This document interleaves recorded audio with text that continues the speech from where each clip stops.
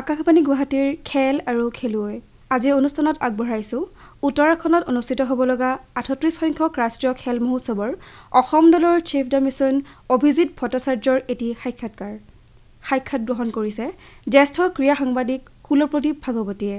প্ৰযোজনা প্ৰবাল কুমাৰ শৰ্মাৰ, প্ৰযোজনা সহযোগী পম্পী মালাকাৰ।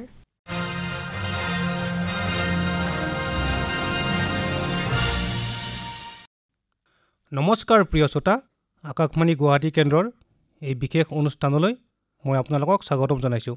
আজি আমাৰ লগত উপস্থিত আছে অসমৰ গৌৰৱময় সন্তান ভাৰতীয় ভলীবল দলৰ প্ৰাক্তন অধিনায়ক, লগতে আসন্ন উত্তৰাখণ্ডত হ'ব লগা ৰাষ্ট্ৰীয় ক্ৰীড়াৰ অসম দলৰ চিফ দ্য মিছনৰ দায়িত্ব পোৱা অভিজিত ভট্টাচাৰ্য ডাঙৰীয়া।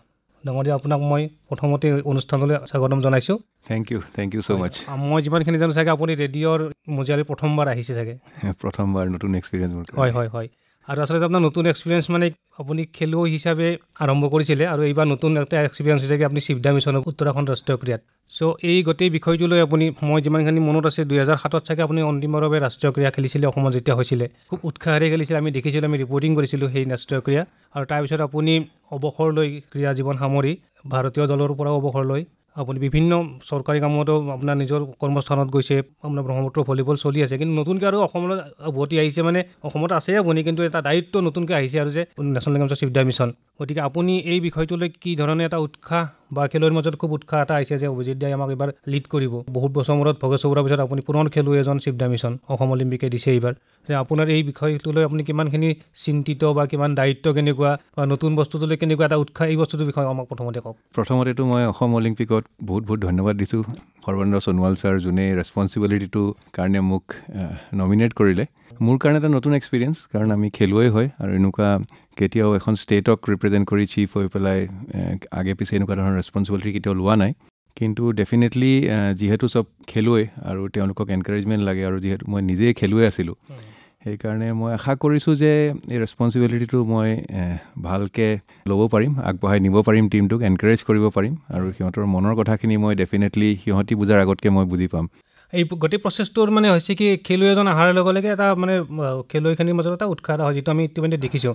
প্ৰিয় শ্ৰোতা, মই এতিয়া আপোনাক জনাওঁ যে 28 জানুৱাৰীৰ পৰা আমাৰ ৰাষ্ট্ৰীয় ক্ৰীড়া আৰম্ভ হ'ব। এইটোত 39 সংখ্যক 38 ৰাষ্ট্ৰীয় ক্ৰীড়া হ'ব আৰু 14 ফেব্ৰুৱাৰীলৈ চলিব। আৰু আমি যিমানখিনি এতিয়ালৈকে খবৰ পাইছোঁ, টোটেল অসমে 22ৰ পৰা 23 বিধমান খেললৈ কোৱালিফাই কৰিছে, যোগ্যতা অৰ্জন কৰিছে, আৰু খেল 32 বিধ হ'ব। ভট্টাচাৰ্য ডাঙৰীয়া, আমাৰ নেশ্যনেল গেমছৰ মানে যোনখন নেশ্যনেল গেমছ গৈছে, যোৱাবাৰ আছিল, তাৰ আগত গুজৰাট, এই দুয়োখনতে অসমৰ প্ৰদৰ্শন খুব ভাল। এই নতুন অলিম্পিক গেম যিটো আপুনি সৰ্বানন্দ সোণোৱালৰ কথা ক'লে এইমাত্ৰ, তেওঁ প্ৰেছিডেণ্ট অহাৰ পাছত বা লক্ষ্য কৰ ছেক্ৰেটাৰী দুখন কমিটি, নতুন কমিটি আহিছে তেওঁলোকৰো, এই দুয়োখন কমিটিত দুটা খুব সাংঘাতিক এচিভমেণ্ট এটা আছে যে অসমৰ খেলুৱৈ খেলিছে। পূৰ্বতে আমাৰ বেলেগৰ খেলুৱৈ খেলিছিলে, আপুনি যেতিয়া হাতত খেলিছিলে অসমত, অন্য ৰাজ্যৰ খেলুৱৈ অসমৰে খেলিছিল, পদক তালিকা সেনেকৈ আমাৰ ভাল হৈছিলে।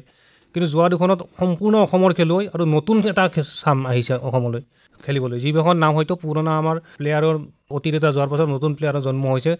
আৰু আটাইকেইবিধ খেলতে, এবিধ দুইবিধ নহয়, এই যি 22টা খেল এইবাৰ হ'ব, আমাৰ কোৱালিফাই কৰিছে 22-23বিধ খেল, আটাইকেইবিধে মানে নতুন খেলুৱৈ।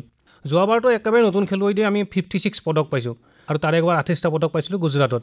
সেইবাৰ অলপ তাৰকা খেলুৱৈ আছিলে, কিন্তু গোৱাত মানে একেবাৰে নাছিলে, কাৰণ অলিম্পিকৰ কাৰণে মেইন প্লেয়াৰখিনি মানে আঁতৰি আছিল, লাভলীনাহঁত, শিৱথাপাহঁত। এইবাৰ পুনৰ আহিব, গতিকে এটা গ্লেমাৰেজ এটা মানে দল অসমে এইবাৰ যাব। আপুনি এই দলটোলৈ কিমান আশা কৰে এইবাৰ উত্তৰাখণ্ডত? মই বহুত আশাবাদী। আৰু আপুনি যোনখিনি নম্বৰছ মানে আপুনি ক'লে, আপুনি যদি চাই গোৱাত 56, তাৰ আগতে 28, 100% মানে আমাৰ জাম্প হৈছে মেডেল টেলিত। এইটো হয়তো বেলেগ ষ্টেটৰ যদি আপুনি কম্পেয়াৰ কৰে, মোৰ মতে এনেকুৱা জাম্প এটা সাধাৰণতে এখন ষ্টেটে উইদিন এটা নেশ্যনেল গেমছৰ 2টা এডিশ্যনত নাপায়। এইটো বিৰাট এটা ডাঙৰ এচিভমেণ্ট অসমৰ কাৰণে। ছেকেণ্ডলি, এইবাৰ যোনটো টীম পাৰ্টিচিপেট কৰিবলৈ গৈ আছে, আৰু নিজৰ বলত যোনখিনি 22টা কেটেগৰীত, 22টা কেটেগৰীত আমি য'ত পাৰ্টিচিপেট কৰিম বেলেগ বেলেগ ইভেণ্টত, এই গোটেইখিনি তেওঁলোকে নিজৰ কেপাবিলিটিছত কোৱালিফাই কৰিছে।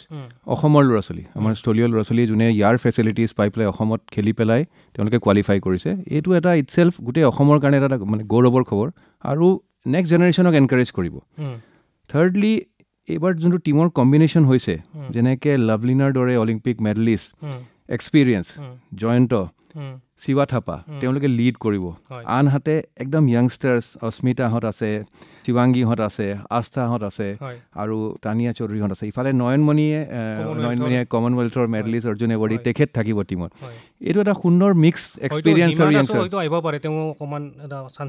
হয় যদি হিমা আহে তেতিয়া আৰু ভাল কথা কাৰণ এইটো এটা মিক্স টীম হয় আৰু সদায় যেতিয়া মিক্স টীম এটা থাকে এক্সপিৰিয়েঞ্চ আৰু য়াংষ্টাৰ্ছ এইটোৱে টীম সদায় বেষ্ট কম্বিনেশ্যন বুলি কয় স্পৰ্টছত য়াং আৰু এক্সপিৰিয়েঞ্চ দুটা যদি থাকে তো সেইটো এটা কাৰেক্ট মিক্সচাৰ হৈছে অসম টীমটোত আৰু আমি আশাবাদী যদি আমি ছেইম টাইপৰ এটা জাম্প ল'ব পাৰোঁ এইবাৰ আৰু ডেফিনেটলি আমাৰ ৰিজাল্ট বহুত ভাল হ'ব বুলি মই আশা কৰিছোঁ হয় এইটো ডাঙৰ কথা যে যোৱাবাৰো আমি দেখিছিলোঁ যে আমি যদি চৰকাৰী ডিপাৰ্টমেণ্ট বাদ দিওঁ ছাৰ্ভিচেছ বা এইখিনি পুলিচৰ যিটো বাদ দিলে যে অসমৰ যিটো ক্ৰীড়া পৰিৱেশ আপুনি নিজেই দেখিছে যে আমাৰ পৰিৱেশটো খুব নেশ্যনেল গেমছৰ পৰা আমাৰ এটা চেঞ্জ এটা হৈছে আধুনিক আন্তঃগাঁথনি হৈছে বা আমাৰ যিটো ধৰক ৰাষ্ট্ৰবাদ জাতীয়বাদৰ যে দ্বন্দ্বক লৈ যিটো আমাৰ এটা উগ্ৰপন্থী সমস্যা এইবিলাকৰ মাজতে নতুন ল'ৰা যিখিনি ওলাই আহিছে এই অতি কম সময়ৰ ভিতৰতে তেওঁলোকে ৰাষ্ট্ৰীয় আন্তৰ্জাতিকত জ্বলি উঠিছে খেলৰ ক্ষেত্ৰত গতিকে পটেঞ্চিয়েলটো আপুনি নিজে দেখিছে সুবিধাও পাইছে যে ইয়াৰ পৰা এই যে আপুনি ক'লে যে তাৰকাৰা যে আমি যাওঁ 3জন অলিম্পিয়ান যাব এইবাৰ লাভলীনা যাব শিৱা থাপা যাব জয়ন্ত তালুকদাৰ লগতে কমনৱেলথৰ গ'ল্ড মেডেলিষ্ট জয়নমণি শইকীয়া যাব লন বলত আমি যোৱাবাৰো বহুত পদক পাইছোঁ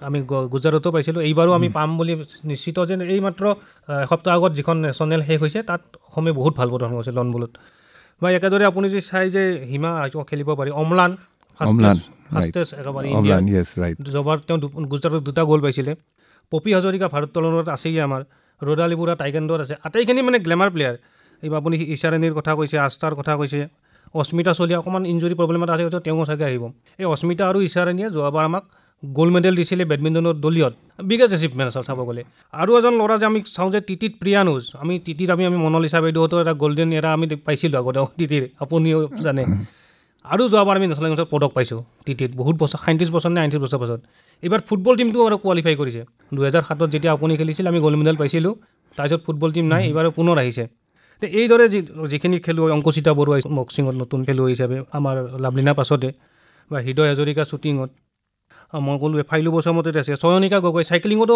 অসমে পদক পাইছে আমাৰ নেশ্যনেল গেমছত এতিয়া পুতুল সোণোৱাল আমাৰ লন বলত ভাল খেলুৱৈ এইখিনিৰ মাজত যে এটা যে চাব গ'লে গোটেইখিনি এটা ইণ্টাৰনেশ্যনেল ভাৰতৰ মানে সম্পদৰ খেলুৱৈ অসম খেলিব গতিকে এই এনেকুৱা এটা গ্লেমাৰেজ দল অসম আপুনি ভাবিছিল নে আজি যেতিয়া আপুনি খেলি আছিল যে অসমৰো এনেকুৱা এটা অলিম্পিয়ান কমনৱেলথ এছিয়ান গেমছৰ প্লেয়াৰে নেশ্যনেল গেমছত এটা মই লিড দিব পাৰিম এই আশাটো আপুনি ডেফিনেটলি মই ভাবোঁ যে অসমত টেলেণ্ট আছে আৰু যোনটো আপুনি কৈছে গ্লেমাৰ যেনেকৈ মেডেল জিকে লগে লগে লগত গ্লেমাৰ জড়ি যায় বা তেওঁলোকৰ এচিভাৰ্ছ হৈ যায় ৰোল মডেলছ বনি যায় এইখন এখন নতুন নেশ্যনেল গেমছ নতুন মেডেল আহিব হয় আৰু তেওঁলোকো ৰোল মডেলছ বনিব আৰু কাক দেখি পেলাই তেওঁলোকৰ ৰোল মডেল কোন লাভলীনা হয় শিৱা থাপা হয় জয়ন্ত হয় আৰু এতিয়া তেওঁলোক আকৌ নতুনকৈ এখন ৰোল মডেল বনাৰ এটা সুযোগ আৰু এনেকুৱা এটা মিক্স ধুনীয়া টীম এটা হৈছে এইটো এটা মই ক'ম যে এটা সপোনৰ অসমৰ স্পৰ্টছ টীম আৰু আমি চবেই গোটেই অসমবাসী ৰাইজে তেওঁলোকৰ কাৰণ যেতিয়া এখন ৰাজ্যই নিজৰ গোটেই ৰাজ্যৰ কাৰণে নাম কঢ়িয়াই আনে খেলুৱৈ সেইটো চবৰ কাৰণে গৌৰৱৰ কথা অকল খেলুৱৈ জগতৰ কাৰণে নহয় অকল আছাম অলিম্পিকৰ কাৰণে নহয় বা বেডমিণ্টন এছ'চিয়েশ্যন বা টাইকোৱাণ্ডোৰ কাৰণে সকলোৰ কাৰণে সেইকাৰণে সকলোৰে ৰেছপনচিবিলিটি আছে যে তেওঁলোকে একলগ হৈ পেলাই এওঁলোকক প্লেয়াৰ্ছখিনিক এনকাৰেজ জগাব লাগে কাৰণ তেওঁলোকে বহুত আমাক প্ৰাইড লৈ আহে আৰু এইটো যোনটো ড্ৰিম টীম এবাৰ গৈ আছে যাতে চবেই এনকাৰেজ কৰক তেওঁলোকৰ বিষয়ে পঢ়ক তেওঁলোকক এনকাৰেজ কৰক তেওঁলোকক ছ'চিয়েল মিডিয়াক প্ৰমোট কৰক তেওঁলোকক বেষ্ট উইচেছ জনাওক যেতিয়া গোটেই ষ্টেটখনে যেতিয়া একলগ হৈ পেলাই তেওঁলোকৰ কাৰণে প্ৰেয়াৰ কৰিব মেডেল টেলি ডেফিনেটলি বাঢ়িব আমাৰ ল'ৰা ছোৱালীখিনি এনকাৰেজ পাব খেলুৱৈ কি লাগে এনকাৰেজমেণ্ট লাগে আমাৰ ছ'চিয়েল মিডিয়া আজিকালি ইমান কমন হয় কিয়নো কেম্পেইনিং নচলাই চবেই যে তেওঁলোকক বেষ্ট উইচেছ জনাওক বেক হোম যদি চবেই ছাপৰ্ট কৰি থাকে তেওঁলোকে কিমান মনত এটা জোৰ পাব সেইকাৰণে মোৰ অসমবাসীৰ কাৰণে এইটোৱেই এটা ৰিকুৱেষ্ট যে চবেই স্পৰ্টছমেন তেওঁলোক একদম পিয়'ৰ মনৰ হয় সদায় খেলিব যায় যেতিয়া বহুত ভিতৰত ভয় থাকে বহুত বেলেগ বেলেগ ধৰণৰ প্ৰশ্ন আহে কিন্তু এই চব তেওঁলোকে অকলে অতিক্ৰম কৰে শেষত যেতিয়া তাত পাৰ্টিচিপেট কৰে যেতিয়া মেডেলটো সন্মুখত থাকে বা টাফ ফাইট হয় তেতিয়া তেখেতৰ মাইণ্ডত বহুত ষ্ট্ৰং হ'ব লাগে সেইকাৰণে তেওঁলোকক কি লাগে অলপ মৰম লাগে অলপ এনকাৰেজমেণ্ট লাগে সেইকাৰণে এইটো আমাৰ চবৰে ৰেছপনচিবিলিটি যে আমি তেওঁলোকক এনকাৰেজ জগাওঁ আৰু যাতে নতুন ৰোল মডেল ক্ৰিয়েট হয় আমাৰ ইয়াৰ নতুন ৰোল মডেল হয় নতুন ৰোল মডেল ক্ৰিয়েট হ'বই কাৰণ আমি দেখিছোঁ যে যোৱাবাৰ আৰ্চাৰীত আমি বহুত 6টা নে কি 5টা পদক পাইছোঁ জয়ন্তই চাগে ৰূপৰ পদক পাইছে বাকী গ'ল্ড মেডেল বেলেগে পাইছে বা একেদৰে আমি দেখিছোঁ যে ক'লোৱে মই প্ৰিয়ানুজৰ কথাটো টেবুল টেনিছত তেওঁ তাত নতুনকৈ আহিছে বা বেডমিণ্টনত আমি পদক পোৱাটো এইবিলাক আমাৰ এচিভমেণ্ট বা আমাৰ ভাৰোত্তোলনত পপী হাজৰিকাই পাইছে, পপী হাজৰিকাটো ইণ্টাৰনেশ্যনেল প্লেয়াৰ, বাকী নতুন প্লেয়াৰো পাইছে আহি পেলাই। গতিকে এই ধৰণৰ যিখিনি খেল আহিছে আমাৰ এইবাৰ কোৱালিফাই আমি চাওঁ যে স্কোৱাছত কোৱালিফাই কৰিছে বা যোগাত অসমে খেলিব, এই নতুন খেল আমাৰ আহিছে। নেটবলত আৰু পুনৰ আমাৰ কোৱালিফাই কৰিছে। জিমনাষ্টিক উপাসা বুলি ছোৱালীজনী খেলো ইণ্ডিয়াত প্ৰথমবাৰ খেলি তাই টিভিত ইউটিউবত চাই শিকা ছোৱালী, জিমনাষ্টিকততো অসমৰ কোনো নাই, তাৰপিছতো পদক পাইছে। এই ধৰণৰ যি ৰোল মডেল কথা আপুনি কৈছে, বা জুডোত আমি এতিয়া পদক পাইছোঁ বহু বছৰ মূৰত, যোৱাবাৰ গোৱাত পাইছোঁ জুডোত পদক। এইবাৰো এই আটাইখিনি খেলত মানে যিহেতু কোৱালিফাই হৈছে, আপুনি 50+ থাকিবনে না ইফালে অকণমান কিবা হ'ব পাৰে বুলি ভাবে আপুনি পদকৰ ক্ষেত্ৰত? ডেফিনেটলি 50+ থাকিব আৰু তাতকৈ ওপৰত যাব, নতুন নতুন ছাৰপ্ৰাইজেছ আহিব। কাৰণ চবেই এতিয়া প্লেয়াৰ্ছসকলে তৈয়াৰী কৰি আছে, ৰেডি হৈ আছে, তেওঁলোকে কিমান ছেক্ৰিফাইচ কৰি ৰাতিপুৱা গধূলি প্ৰেক্টিছ কৰি সেই মেডেলটোৰ সপোন দেখি আছে। অকলে তেখেতসকলৰ কোচেছ, ছাপৰ্ট ষ্টাফ, তেওঁলোকে মিলি পেলাই এই প্লেয়াৰ্ছসকলক ৰেডি কৰি আছে। আৰু এই চব প্লেয়াৰ্ছৰ যোন চব সপোন, এই চব ডেফিনেটলি কনভাৰ্ট হ'ব আৰু মেডেললৈ কনভাৰ্ট হ'ব। মইতো বহুত আশাবাদী যে আমাৰ ৰেংকিং বহুত আগলৈ যাব এইবাৰ। এইটো it is only matter of time. আৰু আহিব ডেফিনেটলি, যেনেকৈ 100% জাম্প কৰিছোঁ আমি মেডেল টেলিত, গোৱাৰ পৰা গুজৰাটৰ পৰা গোৱা। তো এইটো নেক্সট ষ্টেপলৈ আমি যাবলৈ গৈ আছোঁ। ইয়াত আমাৰ অকণমান যোৱাবাৰ আমি খুব ভাল প্ৰদৰ্শন কৰিছিলোঁ দুটা খেলত, সেই খেল দুটা এইবাৰ নাই। এটা মানে দুটা মাৰ্চেল আৰ্ট, এটা পেঞ্চাক চিলাট বুলি আছিলে, আৰু এটা মানে আমাৰ কেৰেলাৰ যিটো কালিৰাপাট্টু বুলি খেলে যিটো, সেইটো আছিলে। সেই দুটাত আমি দুটা মিলি পদক চাগে 10+ পাইছিলোঁ। এইবাৰ এটা খেল নাই হয়তো, কিন্তু তাৰ হয়তো বেলেগ খেলে হয়তো সেইখিনি আমাক মানে ডেফিনেটলি ছাৰপ্ৰাইজেছ আহিব। আৰু চবেই মই আশাবাদী। আৰু ফুটবলটো যদি ক'ৰবাত আমাৰ 19-20 হৈ আছে, আমি সেইটো কেনেকৈ 19 কৰিব লাগে সেইটো আমাৰ কাম, কেনেকৈ মটিভেট কৰিব লাগে সেইটো গোটেই ছাপৰ্ট ষ্টাফৰ কাম। আমি চবেই মিলি পেলাই তেওঁলোকক এনকাৰেজ কৰি পেলাই, যোন চব অলপ তল পৰি আছে, চতুৰ্থ পঞ্চম বা তেনেকুৱা জেগাত আছে, তেওঁলোকক আমি কেনেকৈ থাৰ্ড বা থাৰ্ডক কেনেকৈ ছেকেণ্ড লৈ যাব পাৰোঁ, সেইখিনি ছাপৰ্ট কৰিবৰ কাৰণে আমি গোটেই ছাপৰ্ট ষ্টাফখিনি আমি আছোঁ। হয়, ইতিমধ্যে আমি গম পাইছোঁ যে আপুনি সৰ্বানন্দ সোণোৱাল ডাঙৰীয়া, লক্ষ্যকৰ ডাঙৰীয়া ইতিমধ্যে মিলিত এই ধৰণৰ প্লেনিং আৰম্ভ কৰিছে। আপোনালোকৰ এই গোটেই প্লেনিংটোত কেনেকুৱা ধৰণৰ প্লেনিং আৰম্ভ হৈছে গোটেইখিনি? যাতে আমি বেষ্ট প্লেটফৰ্মটো প্লেয়াৰ্ছসকলক দিব পাৰোঁ আৰু তেওঁলোকে একো অসুবিধা নোপোৱাকৈ অকল খেলাত নিজৰ ইভেণ্টকেইটাত যাতে কনচেনট্ৰেট কৰিব পাৰে, আৰু বাকীখিনি ফেচিলিটিজ দিবৰ কাৰণে আমি চবেই মিলি পেলাই যাতে তেওঁলোকক সেই প্লেটফৰ্মখন আমি দিব পাৰোঁ, সেইটোৱে আমাৰ এটা চিম্পল আৰু এটা মেইন অবজেক্টিভ হ'ব লাগে। এইখিনিত মানে আমিও দেখিছোঁ যে যোৱা যিখিনি সৰ্বানন্দ সোণোৱাল সময় যেতিয়া অলিম্পিকলৈ আহিল, অসম চৰকাৰো চেঞ্জ হৈছে বৰ্তমান।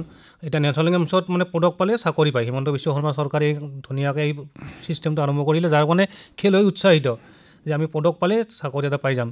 চৰকাৰৰ এনে ধৰণৰ এটা কথা, বা অসম চৰকাৰে যোৱা 2 বছৰ বিমানেৰে অনা নিয়া কৰিছে খেলুৱৈক, অন্য ষ্টেটে হয়তো এইবিলাক কৰা নাই। হিমন্ত বিশ্ব শৰ্মা সেইটোও সুবিধা দিছে যে তোমালোক যোৱা, আৰু চৰকাৰী চাকৰি যিখিনিয়ে পাইছে তেওঁলোকক কৈছে যে তোমালোক 100% খেলি থকা, অফিচক নগ'লেও কথা নাই, খেলি থাকিলেই হ'ল। ইমানখিনি সুবিধা চৰকাৰৰ ফালৰ পৰা। একেদৰে অলিম্পিকৰ বা সৰ্বানন্দ সোণোৱাল বা লক্ষ্যকৰতেও একেই সুবিধাটোৱে চৰকাৰৰ লগত সমিল মিলি কৰিছে। তাৰে হয়তো আমি চাওঁ যে আউটকাম বুলি কয় যে ভাল, যে আমি এইখিনি সময়তে আমি অলিম্পিক পদক পালোঁ লাভলীনাৰ জৰিয়তে, নয়নমণিৰ জৰিয়তে কমনৱেলথ পদক পালোঁ, আমাৰ হিমা দাসৰ দৰে আমি এছিয়ান গেমছত পুনৰ পদক পালোঁ, এথলেটিক্সত ভোগেশ্বৰ বৰুৱাৰ পিছতে শেষ হৈ গৈছিলে এথলেটিক্স। আৰু লগতে এই যে মই নামবিলাক কৈছোঁ প্লেয়াৰ, প্ৰায় এজাক নৱাগত ইণ্টাৰনেশ্যনেল খেলুৱৈ অসমৰ বৰ্তমান 15-20জন 20জনমান। এইখিনি মানে আপুনি কি ক'ব, চৰকাৰ আৰু অলিম্পিকৰ যিটো মানে সহযোগিতা খেলত, আপোনালোকে এটা সময়ত খেলৰ কেৰিয়াৰ যেতিয়া আছিল, খেলুৱৈ কেৰিয়াৰ আছিল, তেতিয়া বহুত প্ৰত্যাহ্বান, আৰু এতিয়া আকৌ খেলুৱৈক কৈছে যে তোমালোক একোৱেই নাই। হয়তো চাব গ'লে এতিয়া আপোনাৰ এজন চৰকাৰী চাকৰি য'ত মানে 12,000 পষ্টৰ কাৰণে 12 লাখ মানুহ থিয় হয়, কিন্তু খেলুৱৈ খেলিলে লগে চাকৰি পায়। এই পৰিৱেশটোৰ বিষয়ে আপুনি চৰকাৰ বা অলিম্পিকৰ কথা কি ক'ব? এইখিনিত এইটো বহুত ডাঙৰ কথা। চৰকাৰে স্পৰ্টছটো প্ৰায়ৰিটি হিচাপে লোৱাটো সৰু কথা। যেতিয়া চৰকাৰে ডিক্লেয়াৰ কৰি দিছে যে নেশ্যনেল গেমছত মেডেল পালে এটা চাকৰি পাব, আগতীয়াকৈ ডিক্লেয়াৰ কৰিছে, নিশ্চিন্তভাৱে প্লেয়াৰ্ছখিনি তেওঁলোকে কনচেনট্ৰেট কৰিব পাৰিব, বেলেগ ঘৰৰ প্ৰব্লেম এৰি পেলাই যদি খেলত মেডেলটো আনিব পাৰে, তেওঁলোকৰ গোটেই লাইফটো তেওঁলোকৰ এটা স্মুথ কেৰিয়াৰ এটা হ'ব। ছেকেণ্ডলি, যেনেকৈ ফ্লাইটত অনা নিয়া কথা কৈছে, এইটো এটা একচুৱেলি ট্ৰেইনিঙৰ পাৰ্ট হয়। যদি আপুনি ট্ৰেইনত 3 দিন গৈছে, আপোনালোকৰ ৰিকভাৰী হওঁতে আপোনাৰ বহুত টাইম লাগিব। 2 ঘণ্টাত গৈ ফ্লাইটত পালে তেওঁলোকে ট্ৰেইনিঙত কনচেনট্ৰেট কৰিব পাৰিব। এই চব সৰু বস্তু, কিন্তু এই চবেই একচুৱেলি মেডেললৈ কনভাৰ্ট কৰে। যি ধৰণৰকৈ লিডাৰশ্বিপ সৰ্বানন্দ সোণোৱাল ছাৰে, লক্ষ্য কোঁৱৰ ছাৰে, আমাৰ চিফ মিনিষ্টাৰে যোনখিনি ইনিচিয়েটিভ আৰম্ভ কৰিছে, এইটো এটা ডাঙৰ এটা ট্ৰেনজিশ্যন হৈছে অসম স্পৰ্টছত। এটা সময় আছিলে আমি অসমখন ক'ত বুজাব লগা হৈছিলে। আজিকালি এতিয়া যদি মোক সোধে আপুনি ক'ৰ হয়, তেতিয়া মই কওঁ যে মই লাভলীনাৰ ষ্টেটৰ হয়, মই হিমা দাসৰ ষ্টেটৰ হয়। তেওঁলোকে আমাক গোটেই ষ্টেটক এটা পৰিচয় দিছে, খেলুৱৈকেইজনে পৰিচয় দিছে। সেইটো কিমান ডাঙৰ কথা। আৰু সেইকাৰণে চৰকাৰেও তেওঁলোকক সহায় কৰিছে, আৰু আপকামিং প্লেয়াৰ্ছসকলৰ কাৰণে এটা প্লেটফৰ্ম গঢ়ি তুলিছে। এইটো এটা বেষ্ট সময়, আমাৰ গোটেই অসমৰ সোণালী সময় বুলি মই ভাবোঁ, অসমৰ ক্ৰীড়াৰ সোণালী সময়। আৰু এইখিনিকে আমি চবেই মিলি পেলাই ক্ৰিটিচাইজ কৰাতকৈ ইয়াত বহুত ভাল বস্তু হৈ আছে, আমি চবেই মিলি পেলাই সেইখিনি কেনেকৈ এনকাৰেজ কৰোঁ, আগলৈ লৈ যাওঁ। ক'ৰবাত বহুত চেলেঞ্জেছ থাকে, চব জেগাতে থাকিব, ৱৰ্ল্ড USA টিমতো থাকিব, কিন্তু আমি সেই চব চাব নালাগে। এইখিনি যে আমি প্লেটফৰ্ম পাইছোঁ, আমি চবেই মিলি পেলাই কেনেকৈ এনকাৰেজ কৰোঁ আৰু কেনেকৈ আমি প্লেয়াৰ্ছখিনিক প্ৰথম প্ৰাধান্যটো প্লেয়াৰ্ছক দিব লাগিব। প্লেয়াৰ্ছ ফাৰ্ষ্ট এটিটিউড যদি আমি চবেই লওঁ, আমাৰ ডেজিগনেশ্যন থাকক নাথাকক, চিফ দ্য মিছন হওক, মোক যদি কয় যে ফ্ল'ৰখন মপ কৰিব লাগে, তেতিয়া মই সাজু হ'ব লাগিব। মোক যদি কয় প্লেয়াৰ্ছক পানী আনি দিব লাগে, তেতিয়া মই সাজু হ'ব লাগিব। মোৰ পষ্টটো ডাঙৰ কথা নহয় বা কোনে ডেজিগনেশ্যন ডাঙৰ কথা নহয়, প্লেয়াৰ্ছখিনি প্ৰধান। প্লেয়াৰ্ছক আমি কেনেকৈ ফেচিলিটিজ ক্ৰিয়েট কৰিব পাৰোঁ, বেষ্ট প্লেটফৰ্ম দিব পাৰোঁ, সেইটোৱে আমাৰ চবৰে ইণ্টেনশ্যন হ'ব লাগে। আৰু যদি আমি ছাপৰ্ট ষ্টাফে তেনেকৈ ভাবোঁ, তেতিয়াহ'লে ডেফিনেটলি আমাৰ মেডেল টেলি অসমক বাঢ়িব আৰু অসমলৈ গৌৰৱ কৰি আনিব আমাৰ প্লেয়াৰসকলে। আৰু এইখিনিতে মানে কৈছোঁ যে আপোনাৰ এই নেশ্যনেল গেমছৰ আগে ইতিমধ্যে গভৰ্ণমেণ্টে হয়তো এই সপ্তাহতে এসপ্তাহৰ কাৰণে এটা ট্ৰেইনিং কেম্প হ'ব। এতিয়া লন বলে মালয়েছিয়াৰ পৰা কোচ আনিছে নেশ্যনেল গেমছৰ কাৰণে। তো এই ধৰণৰ পদক্ষেপবিলাকৰ বিষয়ে আপুনি কি ক'ব? বিৰাট ভাল এক্সপ'জাৰ আৰু থট প্ৰচেছটো। মালয়েছিয়াৰ পৰা কোচ আহিছে, হয়তো তেওঁলোকে বেষ্ট কোচজন আইডেণ্টিফাই কৰি আনিছে, তেওঁ আহিবৰ কাৰণে এগ্ৰী হৈছে আৰু সেইমতে মেডেল দিছে তেওঁলোকে। আৰু তেনেকৈ চব স্পৰ্টছত যদি আমি এনেকৈ ফেচিলিটিজ দিব, গভৰ্ণমেণ্ট হ'ব, বহুত ভাল কথা। আৰু ট্ৰেইনিং ছেশ্যনটো লাগেই, তেতিয়া টিমে বুজি পাব, প্ৰিপেৰেশ্যনটো ভাল হ'ব। ডেফিনেটলি এইকেইটা বিৰাট ভাল পদক্ষেপ। হয়, খুব ভাল কথা আপুনি ক'লে। আমাৰ ইতিবাচক কথা, আমি ইতিবাচক হৈও আছোঁ, কাৰণ যোৱাবাৰো বহুত পদক পাইছে, এইবাৰো আমি উত্তৰাখণ্ডত ভাল পদক পাম বুলি আমি আশা কৰিছোঁ। আৰু এইবিলাকে ভাল অসমৰ কাৰণে, অসমৰ নতুন প্ৰজন্মৰ কাৰণে। প্ৰিয় শ্ৰোতা, উত্তৰাখণ্ড ৰাষ্ট্ৰীয় ক্ৰীড়াৰ আমাৰ অসমৰ প্ৰস্তুতিৰ বিষয়ে স্বয়ং চিফ দ্য মিছনে ক'লে, খুব আশাৰে কৈছে আপোনালোকেও সুন্দৰ হ'বলৈ ৰাষ্ট্ৰীয় ক্ৰীড়ালৈ বাট চাওক। আমি ভাল প্ৰদৰ্শন কৰিম অসমে। আজিলৈ এৰিছোঁ, নমস্কাৰ, শুভৰাত্ৰি। থেংক ইউ ছ' মাছ।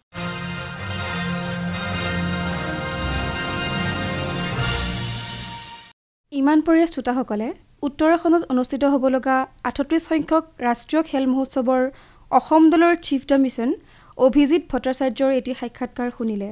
সাক্ষাৎ গ্ৰহণ কৰিলে জ্যেষ্ঠ ক্ৰীড়া সাংবাদিক কুলপ্ৰদীপ ভাগৱতীয়ে। প্ৰযোজনা প্ৰবাল কুমাৰ শৰ্মাৰ। প্ৰযোজনা সহযোগী পম্পী মালাকাৰ। খেল আৰু খেলুৱৈ অনুষ্ঠানটি ইমানতেই অন্ত পৰিল।